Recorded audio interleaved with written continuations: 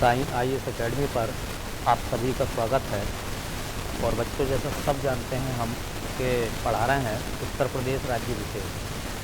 उत्तर प्रदेश राज्य विशेष की नई क्लास है और इसमें हम आज सीखेंगे कुषाण वंश के दौरान उत्तर प्रदेश की क्या स्थिति थी।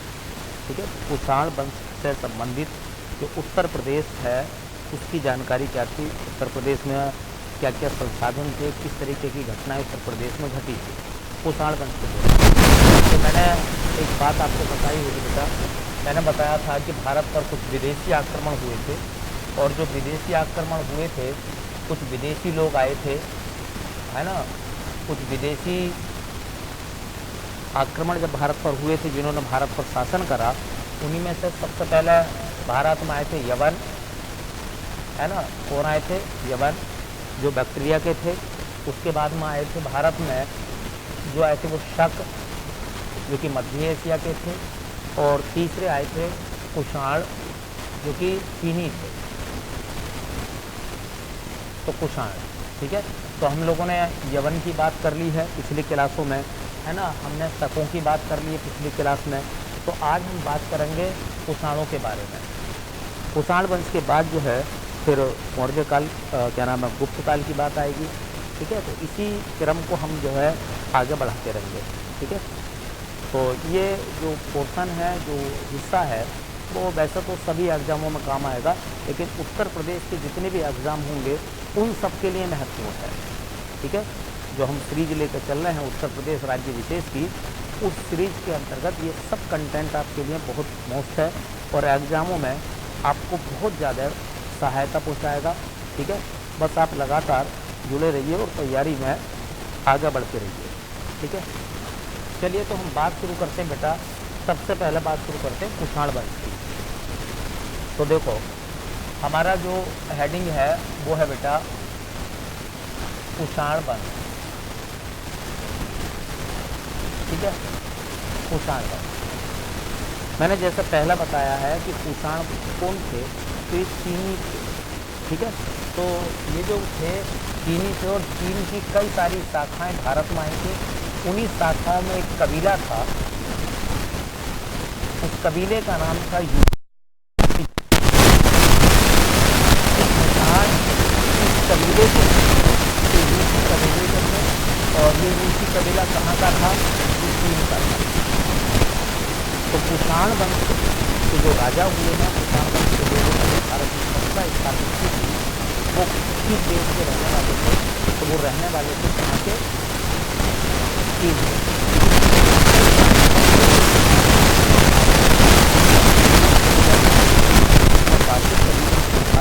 और आगे बढ़ा, इसका नाम था यूसी कबीला। ठीक है,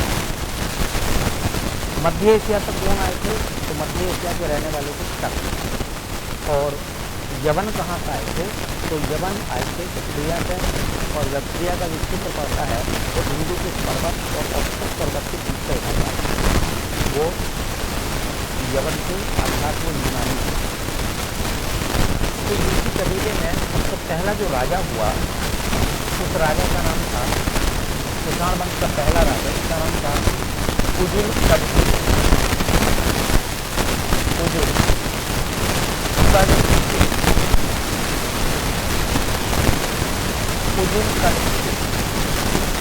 अब कुजुल कटपिसे जब राजा बनता है तो देखिए उसके दौर के सिक्के मिले हैं जो कि तांबे के हैं। कहते हैं तांबे के। तो कुषाण वंश का पहला राजा जिसने भारत में सिक्के चलाए वो था कुजुल कटपिसे और उसने सिक्के चलाए थे तांबे के। ठीक है, इससे जुड़ी हुई दो बातें हैं जो आपसे एग्जामिनर मालूम कर सकता है। पहली बात तो ये है, यह कुषाण वंश का संस्थापक था।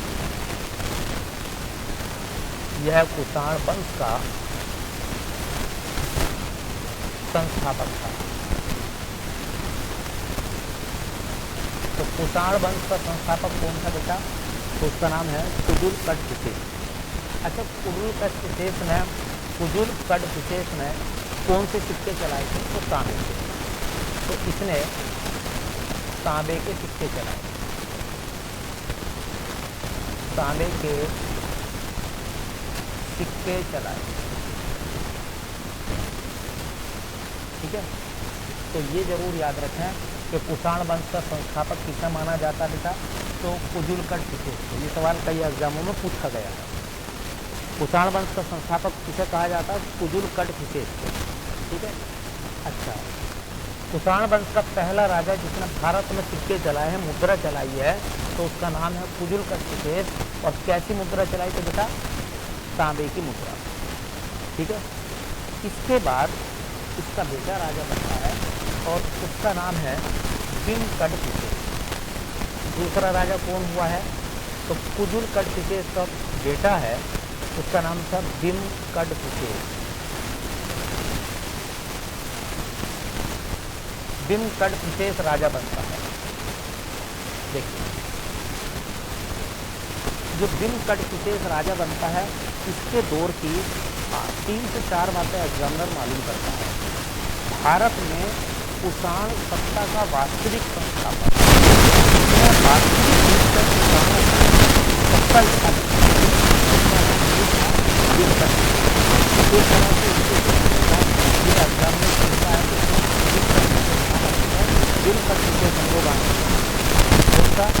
यह भारत में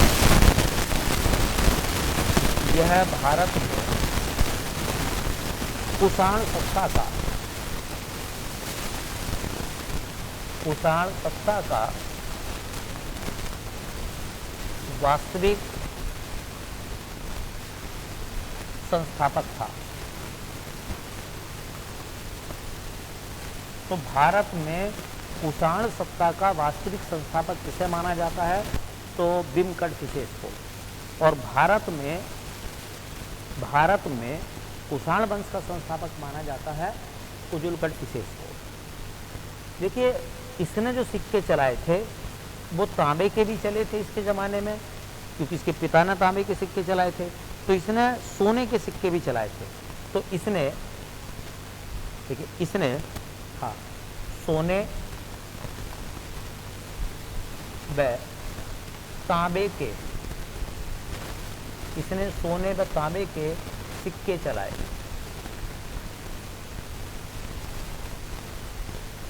एक एग्जाम में उत्तर प्रदेश में पूछा है सवाल ये, उत्तर प्रदेश के एक एग्जाम में क्वेश्चन पूछा गया है कि भारत में सबसे पहले कुषाण वंश के किस राजा ने सोने के सिक्के चलाए हैं। तो भारत में सोने के सिक्के चलाने का श्रेय किस कुषाण वंश के राजा को जाता है, तो उसका नाम है बिमकट विशेष। कौन सा बेटा, बिमकट विशेष।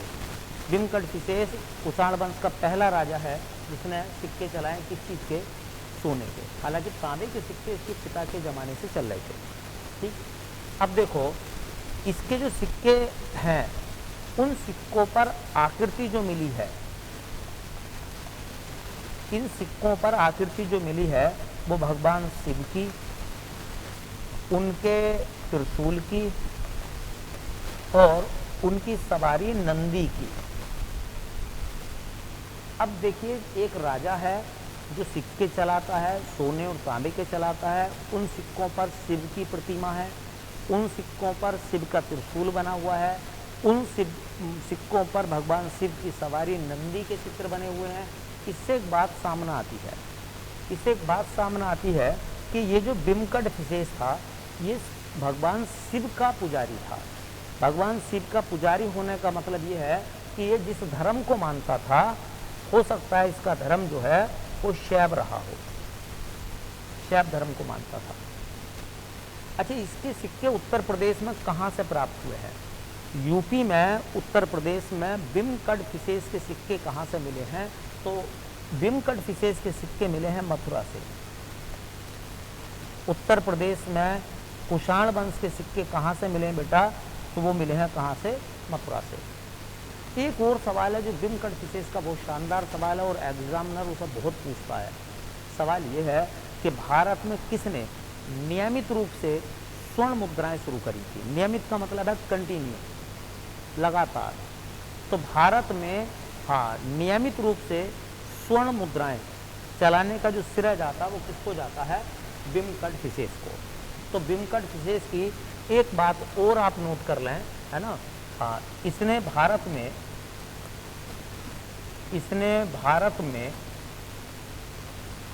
नियमित रूप से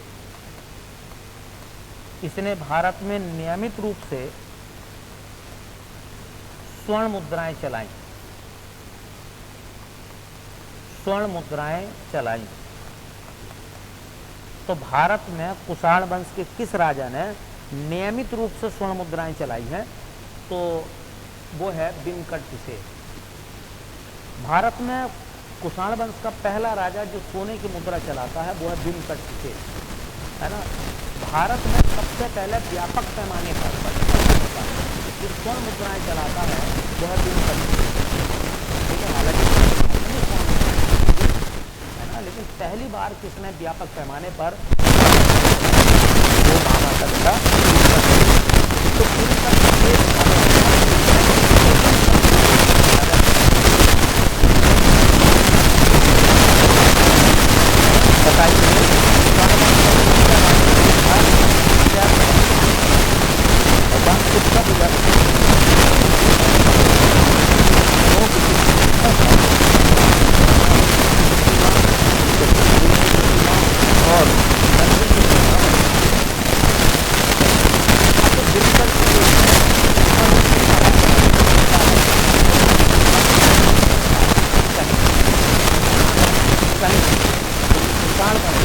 सबसे महान राजा। तो देखिए एक राजा का नाम है कनिष्क, कुषाण वंश का एक राजा है कनिष्क। देखिए यह कुषाण वंश का सबसे महान राजा है, सबसे महान क्या करा, उनका अधिकार करा, उनका शासन करा, है ना। दूसरी बात, हाँ, वो अपने परिवार का, अपने खानदान का, अपने वंश का सबसे महान राजा था, क्योंकि उसने दूर दूर तक बहुत व्यापक पैमाने पर साम्राज्य का विस्तार करा था। तो कनिष्क के बारे में एक सवाल तो यह है, यह कुषाण वंश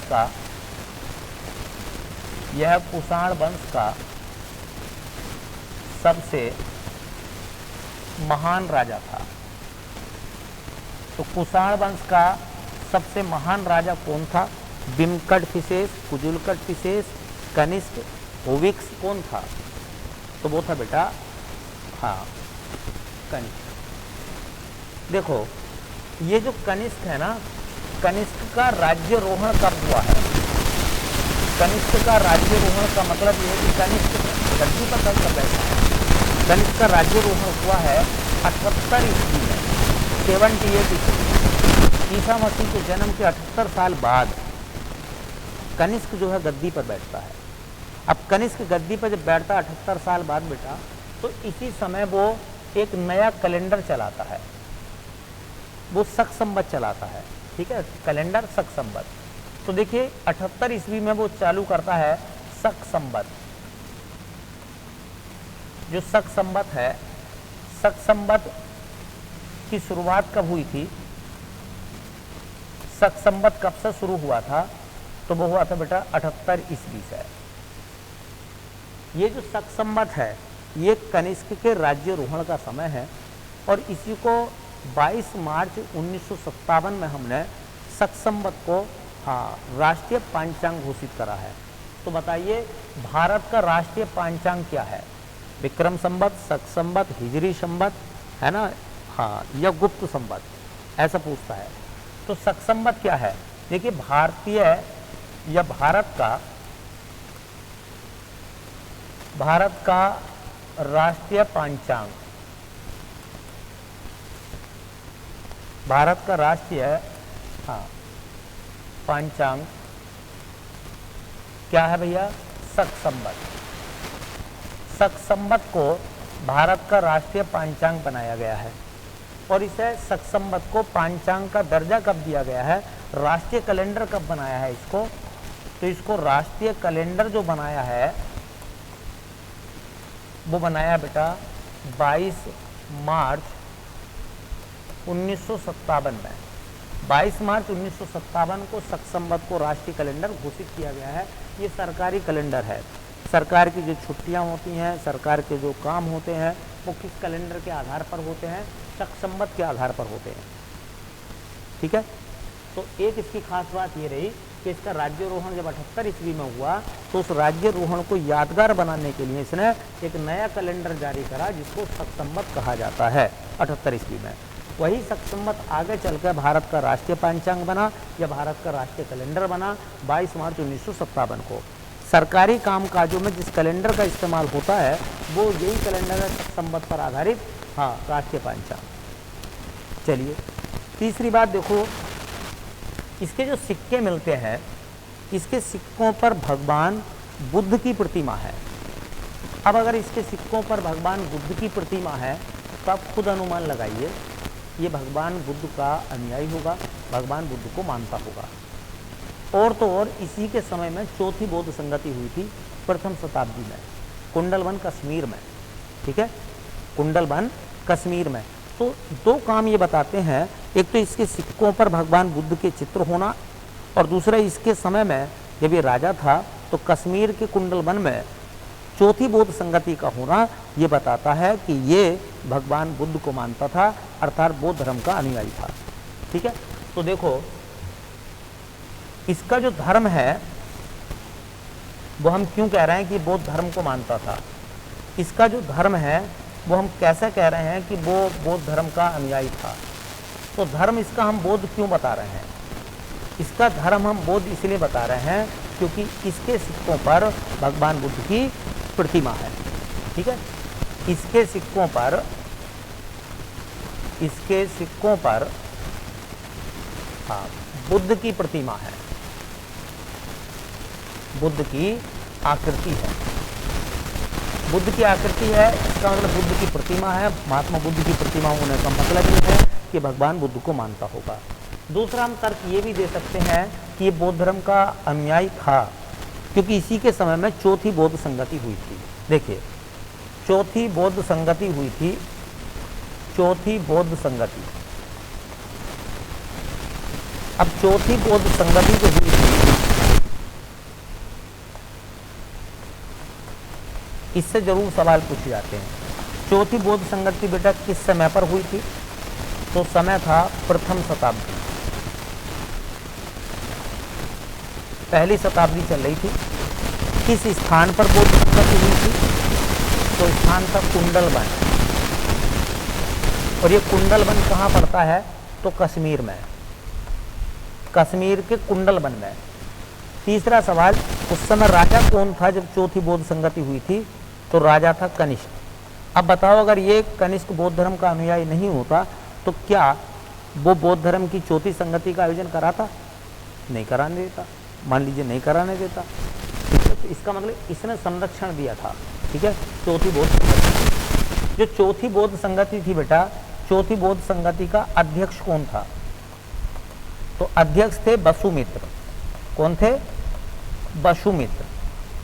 चौथी बौद्ध संगति का उपाध्यक्ष कौन था, तो चौथी बौद्ध संगति का उपाध्यक्ष था अश्वघोष। कौन था, अश्वघोष चौथी बौद्ध संगति का अध्यक्ष था। तो इसके जमाने में चौथी बौद्ध संगति का आयोजन हुआ और इसके सिक्कों पर भगवान बुद्ध की आकृति का मिलना, चित्रों का मिलना इस बात को बताता है कि ये बौद्ध धर्म को मानता था, ये बौद्ध धर्म का अनुयायी था। ठीक है, चलिए कनिष्क की और बात अगर हम देखें तो देखिए इसकी जो राजधानी रही है कनिष्क की, तो इसकी पहली राजधानी जो है वो तो है पुरुषपुर। क्या है, पुरुषपुर। इसी पुरुषपुर को आज कहा जाता है पेशावर, और ये पेशावर कहाँ पड़ता बेटा, पाकिस्तान में। तो कनिष्क की पहली राजधानी जो थी वो पुरुषपुर या पेशावर थी, जबकि कनिष्क की दूसरी राजधानी जो थी वो थी बेटा मथुरा। मथुरा, मथुरा के बारे में बताया जाता है कि बहुत बड़ा केंद्र था व्यापार का। कनिष्क के ज़माने में मथुरा जो था एक इंडस्ट्रियल एरिया था।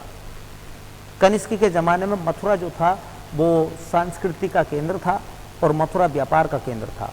ठीक है, हाँ, सूती कपड़े के लिए जाना जाता था, कपड़ों के लिए जाना जाता था मथुरा। तो मथुरा जो था कनिष्क के ज़माने में, कनिष्क की राजधानी तो था ही था, है ना, ये व्यापार का केंद्र था। व्यापार का केंद्र, पूछ लेगा सवाल आपसे कि कुषाण वंश के समय में उत्तर प्रदेश का कौन सा शहर व्यापार का प्रमुख केंद्र था, तो वो कौन सा था बेटा? मथुरा। दूसरा सवाल ये पूछेंगे कि कुषाण वंश के दौरान उत्तर प्रदेश का कौन सा शहर एक सांस्कृतिक विरासत का केंद्र था, तो ये सांस्कृतिक और व्यापारिक केंद्र था मथुरा हमारा। ठीक है, ये सवाल बहुत अच्छा पूछा जाएगा। कनिष्क, देखिए कनिष्क को कहा जाता है कि कनिष्क जो है बौद्ध धर्म का महान राजा है। कोई व्यक्ति महान ऐसे नहीं बनता, महान बनाते हैं उसके काम, अपने कामों की वजह से व्यक्ति महान बनता है। ठीक है, तो व्यक्ति को महान बनाते हैं उसके काम, और काम का मतलब होता है वो काम, एक राजा है वो काम तभी बेहतर कर पाएगा जब उसकी टीम जो है वो बेहतर होगी। तो इसकी टीम में बहुत लोग शामिल थे, जैसे कि अश्वघोष, कनिष्क, चरक ने चरक संहिता लिखी है ना, नागार्जुन उस ज़माने में थे, है ना, जिसे भारत का आइंस्टीन बोला गया है। ठीक है, ये सब लोग उसके दरबार की शोभा बढ़ाते थे। आपको पता है कि कनिष्क जब पेशावर का राजा बना तो पेशावर से वो मथुरा आया, और मथुरा के बाद कनिष्क ने पाटलिपुत्र पर हमला किया है। किस पर? पाटलिपुत्र पर। कुषाण वंश के दौरान जो है नॉर्थ इंडिया में, उत्तर भारत में अगर देखा जाए तो कुछ स्थान बड़े फेमस थे जो व्यापारिक केंद्र थे।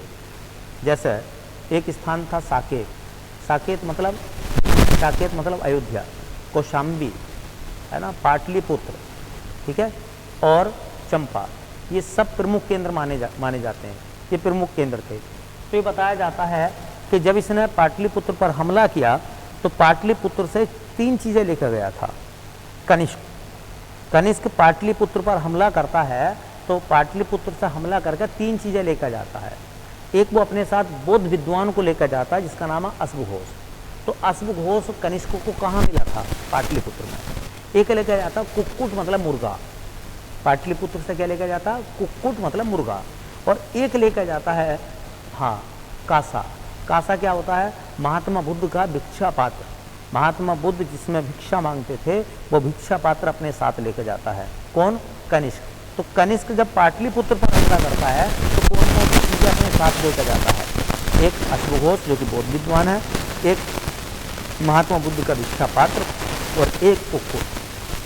ठीक है, तो इसके दौर में देखिए, इसके समय में जो प्रमुख विद्वान थे, इसके दरबार में रहने वाले प्रमुख विद्वान कौन कौन से थे? तो प्रमुख विद्वानों में एक नाम आता अश्वघोष का। अश्वघोष जो चौथी बौद्ध संगति का उपाध्यक्ष था, और यही अश्वघोष जो है, यही अश्वघोष मिला था कहाँ से? पाटलिपुत्र से। तो पाटलिपुत्र से कितनी चीज़ें लेकर आया था कनिष्क? 3। कौन कौन सी? एक अश्वघोष जो कि बौद्ध विद्वान था, एक महात्मा बुद्ध का भिक्षा पात्र जिसमें वो भीख मांगते थे, और एक कुक्कुट मतलब मुर्गा। ठीक है, तो अश्वघोष वहीं मिला था। तो सवाल पूछा जाएगा कि अश्वघोष कनिष्क को कहाँ मिला? तो कहाँ मिला? पाटलिपुत्र में। देखिए, जो अश्वघोष है उनकी 3 किताबें हैं, बहुत फेमस हैं। एक किताब का नाम आता है सौंदराजन। सौंदराजन यह किताब है अश्वघोष की। एक किताब का नाम आता बुद्ध चरित्र। पूछ लेंगे कि बुद्ध चरित्र का लेखक कौन है? तो अश्वघोष। और एक किताब का नाम है सारीपुत्र प्रकरण। सारीपुत्र प्रकरण, ठीक है, सारीपुत्र प्रकरण। तो सौंदराजन है ना, बुद्ध चरित्र और सारीपुत्र प्रकरण, ये 3 किताबें किसने लिखी हैं? अश्वघोष ने। एक बौद्ध विद्वान और थे कनिष्क के दरबार में बेटा, उनका नाम था, देखिए, उनका नाम था वसुमित्र। और ये वही वसुमित्र हैं जो चौथी बौद्ध संगति के अध्यक्ष थे। इनका एक बौद्ध धर्म की किताब है, इसका नाम है महाविभास। महाविभास। तो महाविभास को किसने लिखा है? महाविभास के लेखक कौन है बेटा? तो वो है वसुमित्र। एक इनके दरबार में रहते थे नागार्जुन, रसायन विज्ञान का बहुत बड़ा काबिल और विद्वान आदमी, साइंटिस्ट आदमी, है ना। इनको कहा जाता था भारत का आइंस्टीन। भारत का आइंस्टीन। और एक आयुर्वेद के बहुत बड़े डॉक्टर हुआ करते थे उस समय, उनका नाम था चरक। और चरक ने लिखे है एक ग्रंथ जिसका नाम है चरक संहिता। और जो चरक संहिता है बेटा, वो मेडिकल साइंस की किताब है, अर्थात चिकित्सा की किताब है। ये चिकित्सा से संबंधित किताब है। कि 4 विद्वान उसके दरबार में रहते थे। किसके? कनिष्क के दरबार में। ठीक है, कनिष्क के दरबार में 4 विद्वान थे। और ये विद्वान जो है कनिष्क को अच्छी राय मशवरा देते होंगे, जिसकी वजह से कनिष्क जो है एक महान राजा बनता है। ठीक, देखिए 2 सवाल और सुन लीजिए। कनिष्क से जुड़ा हुआ एक सवाल बहुत अच्छा है। सवाल यह आता है कि रेशम मार्ग पर किसका अधिकार था? रेशम मार्ग, चाइना से रेशम यूरोप तक जाता था उस ज़माने में स्थल मार्ग के द्वारा। ठीक है, यूरोप की मंडियों तक जाता था स्थल मार्ग के द्वारा। तो वो भारत से होकर जाता था रेशम मार्ग। और उसे रेशम मार्ग पर किसका कब्जा था? कनिष्क का। कनिष्क को बिना टैक्स दिए वो रेशम चीन से यूरोप नहीं लेकर जा सकते थे। तो एक सवाल आता है कि रेशम मार्ग पर अधिकार था किसका? अधिकार था किसका? अधिकार था कनिष्क। कनिष्क का अधिकार था। ठीक है, अच्छा, किस चीनी सेनापति ने कनिष्क को हराया है? एक चीनी सेनापति है जो कनिष्क को हराते हैं। सवाल कई बार एग्जाम में पूछा गया है। कौन सा चीनी सेनापति था जो कनिष्क को हराता है? तो देखिए, वह चीनी सेनापति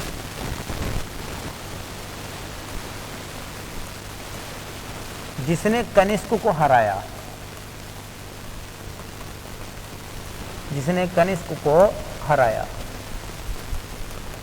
तो उस चीनी सेनापति का नाम एग्जाम में पूछा जाता तो वह है बेटा पांचाऊ। क्या नाम है? पांचाऊ। कहानी क्या थी? कहानी मैं आपको बता देता हूँ। देखिए, एक प्रांत था होन। हान या होन प्रांत था। अब होन प्रांत की राजकुमारी थी। राजकुमारी कहाँ की थी? होन प्रांत। होन प्रांत कहाँ पड़ता है? चीन में। चीन के होन प्रांत की एक राजकुमारी थी। और उस समय पुरुषपुर का जो राजा था वो कनिष्क था। कनिष्क ने होन प्रांत की राजकुमारी से शादी करने का प्रस्ताव भेजा कि मैं होन राजकुमारी से शादी करना चाहता हूँ। उस प्रस्ताव को जो वहाँ का सेनापति था पांचाऊ, उसने ठुकरा दिया कि हम नहीं करेंगे शादी कनिष्क से। बस फिर क्या था, ये आदमी जो है दलबल के साथ चीन के होन प्रांत पर इसने जो था बाद में आक्रमण कर दिया। अब जैसे ही इसने आक्रमण करा तो इसके आक्रमण का जवाब पांचाऊ ने दिया। और उस जवाब ऐसा दिया कि इन्हें वहाँ से दुम दबा कर भागना पड़ा। ठीक है, और इस तरीके से इतिहास में लिखा गया कि कनिष्क को हराने वाला चीनी सेनापति जो था वो पांचाऊ था। तो पांचाऊ ने क्यों हराया भैया? पांचाऊ ने इस वजह से हराया कि कनिष्क जो था होन की राजकुमारी से शादी करना चाहता था, जबकि होन प्रांत के जो लोग थे, जो राजा था वहाँ का, वो शादी करने का इच्छुक नहीं था। इस वजह से दोनों के बीच में झगड़ा हुआ और उसमें कनिष्क की हार हुई। ठीक है, तो ये कुषाण वंश का था। कुषाण वंश में हुविक्स जो है वो अंतिम राजा बनेगा कुषाण का। और धीरे धीरे करके भारत से कुषाणों की सत्ता जो है वो खत्म हो जाएगी। ठीक है, कुषाण सत्ता के खत्म होने के बाद गुप्त साम्राज्य वल्वलित होगा और वो बड़े लंबे समय तक नॉर्थ इंडिया, उत्तर भारत पर शासन करेगा। ठीक है, तो बेटा उम्मीद है ये चीज़ें आपको समझ में आई होंगी। और हाँ, देखिए मैंने पहले भी कहा है, हमारी वीडियो को शेयर करें, कमेंट भी करें। अपने सवालों के जवाब जो आपको चाहिए वो मिलेंगे सब आपको, ऐसा नहीं है। तो और वीडियो को लास्ट तक देखें, पूरी वीडियो देखें और दूसरों को शेयर करें। ठीक है, तो ये उम्मीद है कि ये चीज़ आपको समझ में आई होंगी। हम जितना भी अपनी तरफ से प्रयास कर सकते हैं, है ना, कोशिश ये रहती है कि हम आपको बेहतर कंटेंट देते रहें ताकि आपका भविष्य उज्जवल हो। ठीक है, इसी उम्मीद के साथ मिलते हैं फिर बेटा नेक्स्ट क्लास में। तब तक के लिए बहुत बहुत धन्यवाद।